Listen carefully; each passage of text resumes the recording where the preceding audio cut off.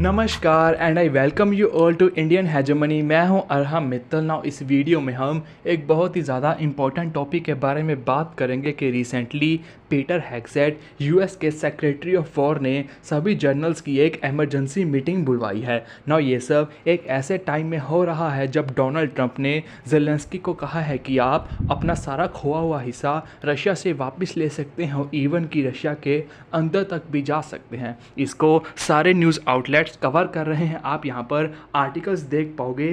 US defence secretary let me correct them, इन्होंने अपना department of defence से change करके डिपार्टमेंट ऑफ वॉर कर लिया है। इन्होंने यहाँ पर गलत प्रिंट किया है। US war secretary Peter Hegseth calls rare urgent meeting of all generals, no one knows why. Same यहाँ पर वॉशिंगटन पोस्ट लिखता है कि Hegseth orders rare and urgent meeting of hundreds of generals. ना एग्जैक्टली यहाँ पर हुआ क्या है कि यूएस के secretary of war Peter Hegseth ने एक इमरजेंसी मीटिंग बुलवाई है सभी जर्नल्स को लेके।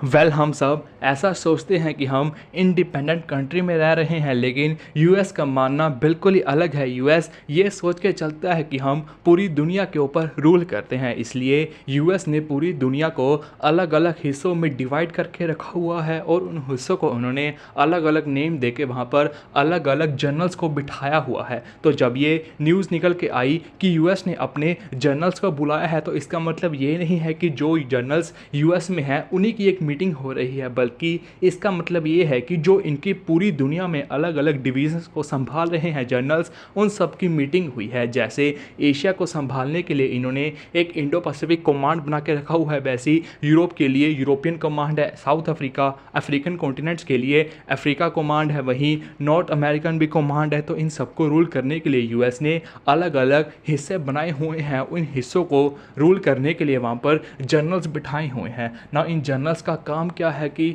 जो इनके अंडर एरिया आएगा उन सभी कंट्रीज़ के ऊपर चेक रखना कि कोई एंटी यूएस एक्टिविटीज़ तो नहीं कर रहा। अगर कोई एंटी यूएस एक्टिविटीज़ कर रहा है तो सिंपली उनकी पॉलिटिक्स के अंदर इंटरफेयर करना और वहाँ पर प्रो यूएस गवर्नमेंट लेके आना। आपको इसका प्राइम एग्जांपल हमारे प्यारे नेबर्स के ऊपर देखने को मिला होगा। शेख हसीना की गवर्नमेंट इसलिए गिर गई क्योंकि उन्होंने पहले कहा था कि मेरे पास कोई वाइट पीपल आया था सेंट मार्टिस आइलैंड मांगने, क्योंकि यूएस ने यहाँ पर एक बेस बनाना था, लेकिन मैंने उसको मना कर दिया। उसका नतीजा क्या हुआ? प्रोटेस्ट हुए और शेख हसीना की गवर्नमेंट गिर गई। सेम इमरान खान भी वेरियस टाइम्स कहता है कि मेरे पास डोनाल्ड लू आया था, मैंने उसकी शर्तें नहीं मानी और मेरी सरकार को गिरवाने के पीछे डोनाल्ड लू का एक बहुत ही ज़्यादा बड़ा हाथ है। यह वही डोनाल्ड लू है जिसको यूएस ने काम दिया हुआ है साउथ एशिया के ऊपर पूरा नज़र रखने का। तो यूएस पूरी दुनिया को डिवाइड करके चलता है और उनके ऊपर अलग अलग जर्नल्स को बिठा के रखता है जो कि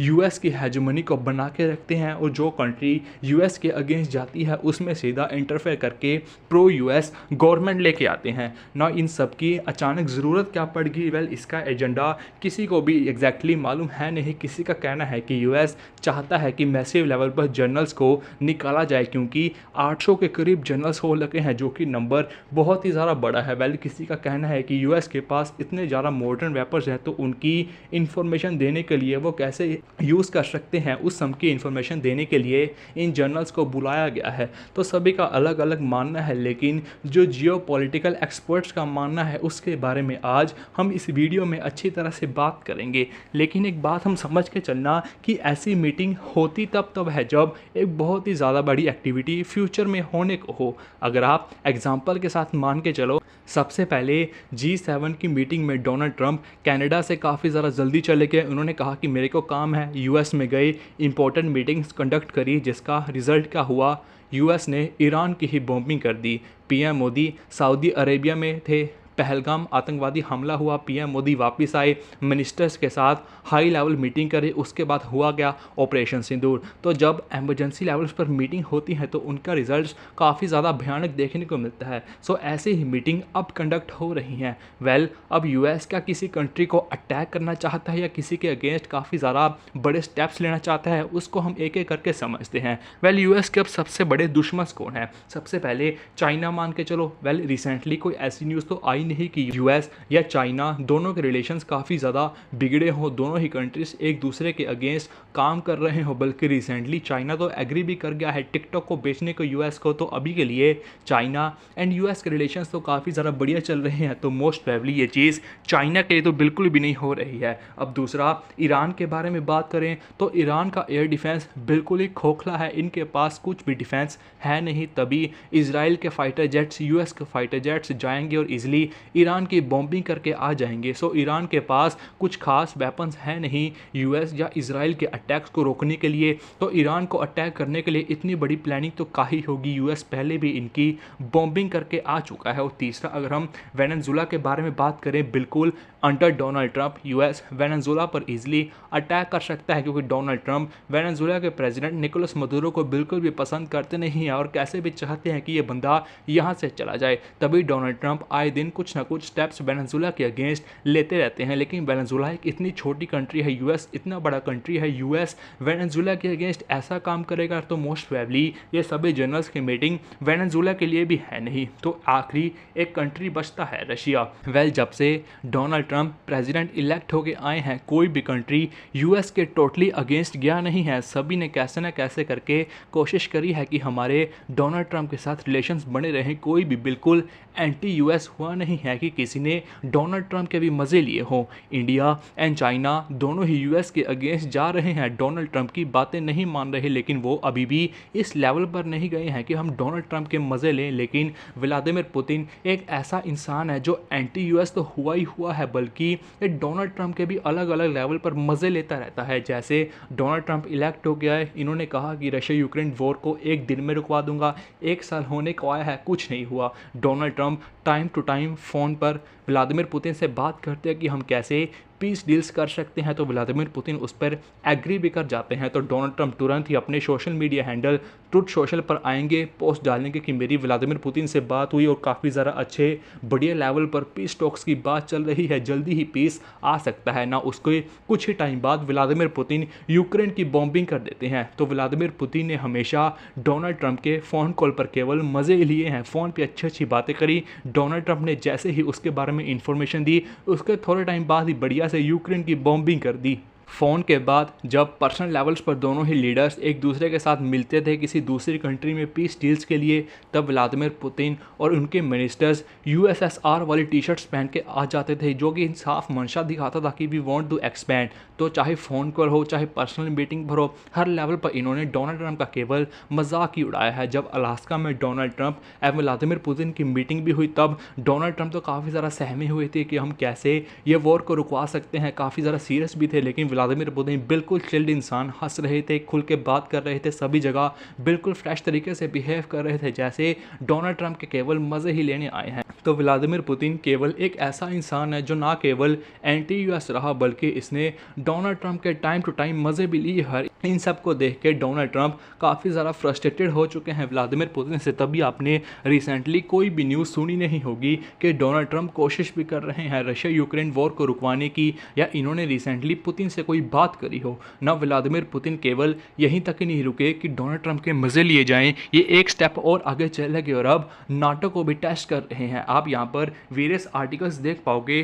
Putin is poking NATO with drones and jets, the military alliance is still sorting out it response. ना हुआ क्या कि व्लादिमीर पुतिन जब जब यूक्रेन की बॉम्बिंग करते हैं, तब ये करते क्या है कि अपने थोड़े ड्रोन्स पोलैंड में भेज देंगे, जो कि एक नाटो कंट्री है, कि देखते हैं नाटो रिएक्ट कैसा करता है। अपने फाइटर जेट्स को रोमानिया की एयर स्पेस से उड़ा देंगे, जो कि एक नाटो कंट्री है। बाल्टिक स्टेट्स की एयर स्पेस से उड़ा देंगे, जो कि सभी नाटो कंट्रीज हैं। डेनमार्क की एयर स्पेस से उड़ा देंगे। और इतना ही नहीं, इन्होंने तो अलास्का की एयर स्पेस से भी अपने रशियन फाइटर जेट्स को उड़ा दिया, जो कि यूएस की टेरिटरी है। तो व्लादिमीर पुतिन केवल यूरोप तक नहीं रुकी, बल्कि अलास्का तक भी चले गए। तो व्लादिमीर पुतिन सभी कंट्रीज को करके एक एक टेस्ट कर रहे हैं कि देखते हैं कि ऐसा कर क्या लेंगे अगर हम इनकी टेरिटरी में चले भी गए। तो अब ना केवल यूरोप, इवन कि यूएस भी सोच रहा है कि व्लादिमीर पुतिन का थ्रेट बहुत ही ज़्यादा बड़ा हो रहा है। तो यूरोप के साथ साथ अब यूएस ने भी प्लानिंग शुरू कर दी है ना। आप सबको पता होगा कि recently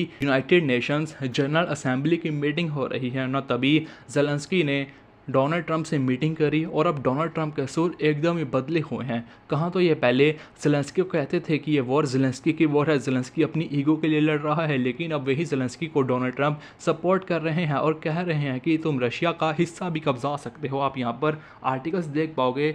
Trump says he believes Ukraine can regain all the land he lost to Russia since 2022 invasion. तो अब डोनाल्ड ट्रंप कर क्या रहे हैं कि हम नाटो को वेपन्स बेचेंगे और नाटो आगे उसका क्या करे, हमको क्या मतलब। तो अब डोनाल्ड ट्रंप नाटो को वेपन्स बेचेंगे, अब नाटो वो वेपन्स सारे यूक्रेन को पकड़ाएगा। तो अब अगर नाटो वो वेपन्स यूक्रेन को पकड़ाएगा तो मतलब 32 के 32 नेशन मिलकर वो वेपन्स यूक्रेन को पकड़ा रहे हैं। तो मतलब एक तरह से रशिया उन सभी के साथ कॉन्फ्लिक्ट में अगर जाएगा तो इकट्ठा ही जाएगा, क्योंकि नाटो में सभी मेंबर्स इन्वॉल्व हैं। तो डोनाल्ड ट्रंप ने इस हिसाब से गेम खेल के इंडिविजुअल लेवल पे नहीं बल्कि पूरी नाटो को ही इसमें घसीट लिया है ना। अगर आप इन सब डेवलपमेंट्स को कनेक्ट करोगे तो आपको एक चीज़ के बारे में क्लियर आइडिया लग गया होगा कि डोनाल्ड ट्रंप व्लादिमीर पुतिन से बिल्कुल ही फ्रस्ट्रेट हो गए हैं। व्लादिमीर पुतिन भी काफ़ी ज़्यादा हद से आगे बढ़ रहे हैं, जिसको ना केवल अब यूरोप, यूएस भी काफ़ी ज़्यादा सीरियसली लेने लगा है और यूएस ने भी अपनी इमरजेंसी मीटिंग रशिया के थ्रेट को देखते ही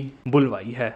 तो आने वाला टाइम काफ़ी ज़्यादा कठिन होने वाला है। दुनिया एक बड़ी जंग की तरफ उलझ रही है, क्योंकि ईरान भी बिल्कुल भी पीछे हटेगा नहीं। ईरान भी अपने न्यूक्लियर वेपन्स को बना रहा है। तो आपको एक मेजर कॉन्फ्लिक्ट देखने को मिलेगी, जिसमें रशिया, ईरान, चाइना ये सब कंट्रीज़ एक तरफ होंगे और नाटो, इजराइल ये सब कंट्रीज़ एक तरफ होंगे। तो आपको एक बड़ी जंग फ्यूचर में देखने को मिलने वाली है। इंडिया के लिए भी एक काफ़ी ज़्यादा बड़ा टाइम आने वाला है, क्योंकि हमारे दोनों ही ब्लॉक्स के साथ रिलेशंस काफ़ी ज़्यादा बढ़िया है। तो इंडिया के लिए भी आगे फ्यूचर में काफ़ी ज़्यादा टेस्टिंग टाइम आने वाला है। बाकी होपफुली आपको इस डेवलपमेंट्स के बारे में सारे आइडिया लग गया होंगे। आपकी क्या राय है आप कमेंट्स में ज़रूर बता सकते हैं। मिलेंगे नेक्स्ट वीडियो में। Till then take care.